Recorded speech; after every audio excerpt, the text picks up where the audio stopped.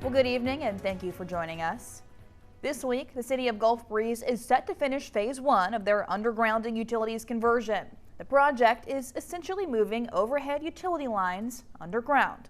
The mayor says residents have been asking for this upgrade since 2006, but it has been formally in the works since 2018.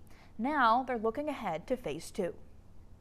This week is we're going to see the poles actually begin to come down, and all the work should be done in August. This week, the city of Gulf Breeze is wrapping up phase 1 of its $18 million undergrounding utility conversion project. Residents have wanted to move the utility lines underground for 20 years. I've lived in Gulf Breeze since 1970 and been through many hurricanes, including Ivan, when we lost lots of power lines, lots of power.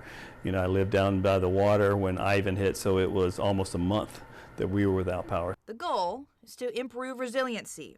With hurricane season as active as our hurricane seasons are, putting those power lines underground really reduces the risk of power outages for an extended amount of time, and then it also just really improves your resiliency. Phase 1 stretches along Highway 98, going from the end of the Pensacola Bridge to where it intersects with Daniels Drive. Project managers say power could come on within days of inclement weather. In areas like for Gulf Breeze, it's perfect because you don't really have storm surge out on Highway 98, so any kind of power outage in that area could really be restored within a few days, if that. Phase 1 was supposed to be finished in May, but it hit a snag.